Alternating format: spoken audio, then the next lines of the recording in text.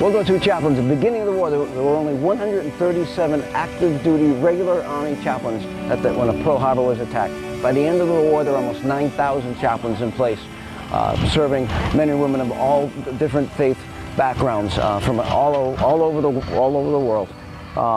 Chaplains were trained, and each was ordained and trained theologically in their own denomination. And then once they were vetted through the endorsement agencies for each of the denominations, and there were three basic groups. There was Roman Catholic, all of the Protestant faiths, and the Jewish faith.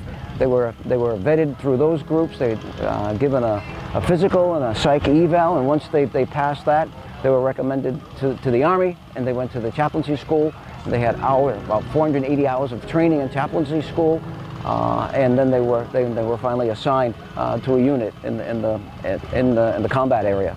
The chaplains were on the front line. They didn't come in after the smoke cleared. They were right there on the front line with the guys. Matter of fact, during the D-Day invasion in Normandy, Chaplain Hall was a paratrooper chaplain, and he jumped from the lead plane behind the lines in France. He was the first American chaplain on German-occupied soil in France during World War II. The chaplain would have jumped with just about everything or if he was an infantry chaplain, would have carried just about everything you see here. If it was a Christian chaplain, he would have had a communion set, and the communion set would have been appropriate to his denomination.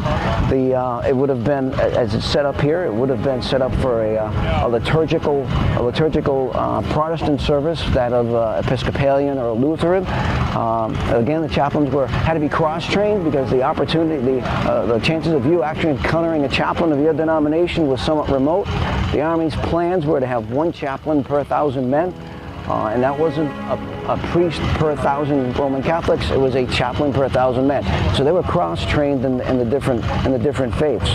To that, the communion set actually has to do double duty also. Again, this is set up for a Protestant service.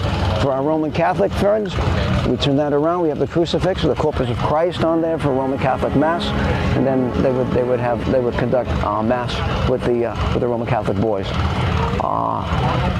Again, they were cross-trained for all of that, and the communion kit would have been carried and assigned by their denomination. In some cases where it was not, actually the U.S. government provided the chaplains with communion sets, and some of the appointments that you see here, the cross or the chalice, actually have U.S. stamp markings on the bottom of them. So they would have been well equipped in the field. The other thing the chaplains had, Army issue, were their scarf or their stole. This is the Christian stole, obviously with the Latin cross, and this would have been the Jewish stole with the tablets, both with the Army eagle emblazoned above them. The chaplains also were protected by Geneva Convention. Almost all of them wore the Red Cross armband. This was a chaplain armband. I've uncovered zero documentation as far as this being worn by any chaplain. It was available through the chaplain's catalog, however. Most of them wore the Geneva Red Cross. Again, the various prayer books for the chaplains, again, that they carried across the different denominations. The government printed millions and millions of prayer books from the U.S. government printing office, and these contained prayers and hymns for, again, Roman Catholic, Protestant, and Jewish faiths, so they could conduct service.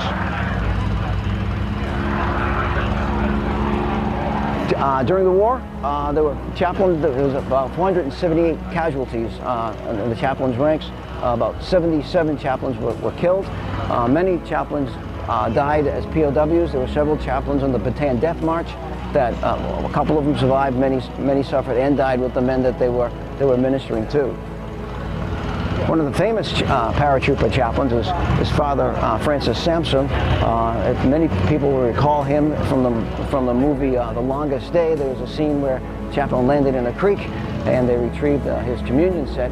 Well, in the movie they portray him as a British Padre, but in actuality it was Father Sam, and the event actually did happen, and it was Father Sam who was that chaplain. Father Sam had 5 combat jumps, and every time he jumped, he hit some type of water. And the running joke with him at subsequent reunions was "Father, if we jumped in the desert, you would land in a puddle of camel pee." And they used to tease him about that all the time, and he would laugh because every time he landed, he hit water. Holland, he hit a moat, and D-Day, he hit the creek, and others, there were other small pockets of water. It's interesting.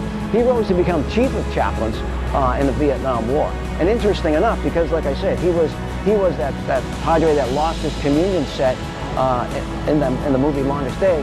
He was the one that worked at reducing the size and increasing the portability of the communion kits for chaplains in the subsequent wars following World War II. What else? Like I said, and many of the chaplains that were awarded, there were many decorations awarded chaplains throughout the war for their bravery, and again, chaplains did not carry firearms. They had chaplains' assistants, and there's no insignia. There's no their category was a clerk typist, so there's no designation for them until the 1960s actually.